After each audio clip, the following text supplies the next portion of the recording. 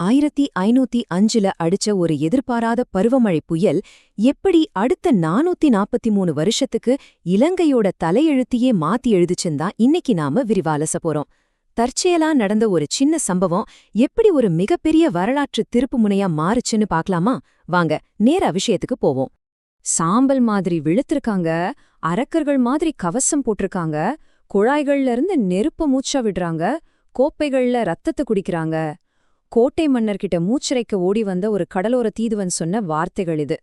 ஐரோப்பியர்களை முதன்முதலா பார்த்தப்போ அந்த தீவு மக்களுக்கு ஏற்பட்ட அந்த பிரம்மாண்டமான கல்ச்சுரல் ஷாக், அதாவது கலாச்சார அதிர்ச்சி, இது அப்படியே கண் முன்னாடி கொண்டு வருது இல்லையா?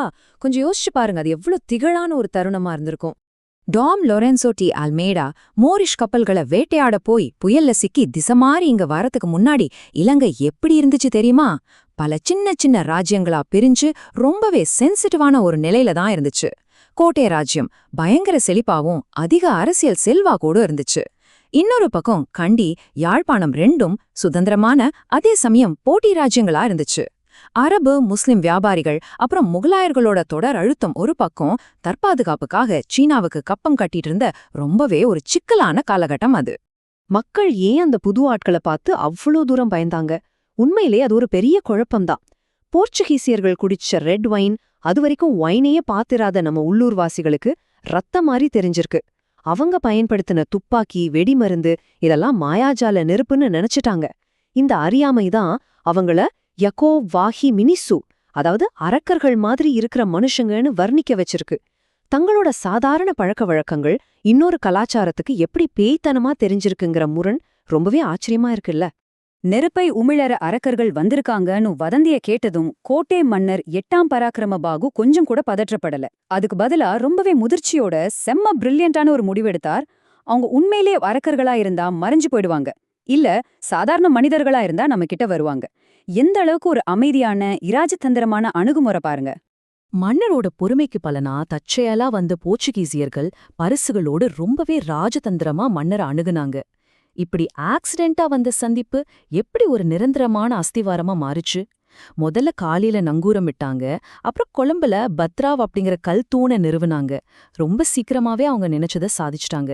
இலங்கையோட மிக முக்கியமான ஏற்றுமதி பொருளான இலவங்கப்பட்டைக்கான வர்த்தக ஒப்பந்தத்தை அவங்க வாங்கிட்டாங்க.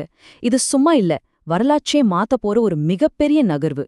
ஆனா 1518க்குள்ள நிலைமை அப்படியே தலைகீழா மாறிடுச்சு. தற்காலிக வியாபாரியா வந்தவங்க இப்போ நிரந்தர ஆக்கிரமிப்பாளர்களா மாறிட்டாங்க. கொழும்புல ஒரு முக்கோண வடிவ கல்கோட்டையே கட்டிட்டாங்க.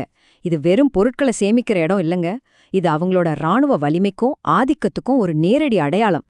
ஆனா இந்த அட்டவணைய கொஞ்சம் பாருங்க. கோட்டைய கட்டின வெறும் 6 வருஷத்துல, அதாவது 1524ல அது ஒரு தவறான வியோகம்னு அவங்களே உணர்ந்துட்டாங்க. சீதாவகை ராஜ்யத்திலிருந்து வந்த பயங்கரமான இராணுவ அழுத்தம், அந்த கோட்டையோட மோசமான முக்கோண டிசைன், கூட்டாளியான கோட்டை மன்னரை தேவையில்லாம ஆத்திரப்படுத்தக்கூடாதுங்கிற அரசியல் நோக்கம், அதோட தங்களோட சாம்ராஜ்யத்துக்கு மீறிய அதிக பராமரிப்பு செலவு, இப்படி பல காரணங்கள். இதனால அந்த கோட்டையை முழுவதுமா இடிச்சிட்டு வேருக்கு ஒரே ஒரு ஏஜென்ட்டை மட்டும் விட்டுட்டு போயிட்டாங்க. ராணுவம் பின்வாங்கினதுனால ஏற்பட்ட அந்த வெற்றிடத்தை அவங்களோட எதிரிகளான முஸ்லிம் வியாபாரிகள் ரொம்பவே புத்திசாலித்தனமா தங்களுக்கு சாதகமா பயன்படுத்திக்கிட்டாங்க. அவங்க தங்களோட செல்வாக்க திரும்பவும் நிலைநிறுத்தினதால போர்ச்சுகீசியர்கள் தங்களுக்கான இலவங்கப்பட்டை வியாபாரத்தை தக்க வைக்க வன்முறைய கையில எடுக்க வேண்டியதா போச்சு. 1538ல வேதாளை, 1539ல நீர்க்குழம்புல நடந்த கடுமையான போர்கள் மூலமா அவங்க எப்படி வன்முறைய வச்சு ஆதிக்கத்தை நிலைநாட்டினாங்கன்னு நம்ம தெளிவா புரிஞ்சுக்கலாம். இந்த இடத்துலதான் நாம ஒரு ரொம்பவே ஆழமான வலி நிறைந்த இலங்கை கலாச்சார நினைவுக்கு வர்றோம். இது மதமும் சாம்ராஜ்யமும் எப்படி ஒன்னோடு ஒன்னு பின்னி கடந்துச்சுன்னு அழகா சுருக்கி காட்டுது. நாங்கள் பைபிளை பார்த்து கொண்டிருந்தபோது அவர்கள் எங்கள் நிலத்தை எடுத்துக்கொண்டார்கள். இந்த ஒற்றை வாக்கியத்துல இருக்கிற வலியை கொஞ்சம் உணர்ந்து பாருங்க. இந்த நில இழப்பு எப்படி இவ்ளோ சட்டப்பூர்வமா நடந்துச்சுன்னு நாம நியூட்ரலா அலசனோம்னா, பத்ரோடோ அப்படிங்கிற ஒரு தந்திரமான ஏகாதிபத்திய கொள்கையை நம்ம கவனிக்கணும். இந்த கொள்கை தான் சிலுவையும் கிரீடத்தையும் லீகலா இணைச்சுது. அதாவது போர்ச்சுகீசிய மன்னர் தேவாலயத்தை கட்டுப்படுத்துவார், தேவாலயம் மன்னருக்கு சேவை செய்யும். இதுதான் மொத்த அதிகாரத்துக்கும் ஆணிவேர். இதை எப்படி வேலை செஞ்சதுன்னு கேக்குறீங்களா? முதல்ல மிஷனரிகள் வந்து உள்ளூர் கிராம மக்களுக்கு ஞான ஸ்நானம் கொடுப்பாங்க. அப்படி ஞானஸ்நானம் பெற்றவங்க சட்டப்பூர்வமாவே போர்ச்சுகீசிய மன்னரோட குடிமக்களா கருதப்படுவாங்க. ஏதோ ஒரு சட்ட வழிமுறையா பயன்படுத்தி அந்த கிராம மக்களோட நிலங்களை நிர்வகிக்கவோ இல்ல நேரடியாக கைப்பற்றவோ அரசாங்கம் ஆரம்பிச்சது. அதாவது ஆன்மீகத்துக்கு பின்னாடி ஒளிஞ்சிருந்த ஒரு மிகப்பெரிய நில அபகரிப்பு மெக்கானிசம் இது. இந்த ஸ்லைடு அந்த இரட்டை அணுகுமுறைய அப்படியே அப்பட்டமா காட்டுது. ஆன்மீக மொழி எப்படி அரசியல் கட்டுப்பாட்ட மூடி மறைச்சது பாருங்க. இதனால சமூகங்களுக்குள்ள பெரிய பிளவுகள், அழிக்கப்பட்ட கோவில்கள், இது எல்லாம் எதிர்க்க நினைச்சவங்களோட நிலங்கள் இரக்கமே இல்லாம பறிக்கப்பட்டதுன்னு ஏகப்பட்ட விஷயங்கள் நடந்துச்சு. பைபிள் கவனத்தை திசை திருப்பியது, அரசு நிலத்தை பறித்தது அப்படிங்கிற ஒரு கசப்பான உண்மைய இது நமக்கு உணர்த்துது. வெறும் 45 வருஷத்துல நடந்த இந்த டைம்லைனை கொஞ்சம் பாப்போம். 1505ல ஒரு எதிர்பாராத விபத்துல ஆரம்பிச்சு 1518ல கோட்டை கட்டி 1524ல அதை இடிச்சு மறுபடியும் 1543ல மிஷனரிகள் வந்து 1550க்குள்ள ஒரு அமைதியான தீவு எப்படி மீள முடியாத அளவுக்கு பிளவுபட்டு நிக்குதுன்னு பாருங்க. என்ன ஒரு அசுர வேகம் இல்ல? 1550ஆம் ஆண்டு நெருங்கும் போதே ஒரு காலத்துல பயங்கர செழிப்பா இருந்த கோட்டை ராஜ்யம் உள்ளூர் துரோகங்களால செதஞ்சு போர்ச்சுகீசியர்களை முழுசா நம்பியிருக்க வேண்டிய கட்டாயத்துக்கு தள்ளப்பட்டுச்சு.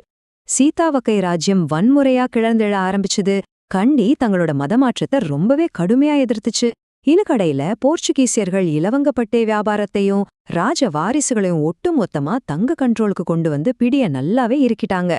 இந்த முதல் 45 வருஷங்கள் தான் அடுத்த 443 வருஷங்களுக்கு, அதாவது போர்ச்சுகீசியர்கள், டச்சுக்காரர்கள், கடைசியா ஆங்கிலேயர்கள்னு தொடர்ச்சியான ஐரோப்பிய ஆதிக்கத்துக்கு முழு அஸ்திவாரமா அமைஞ்சுது.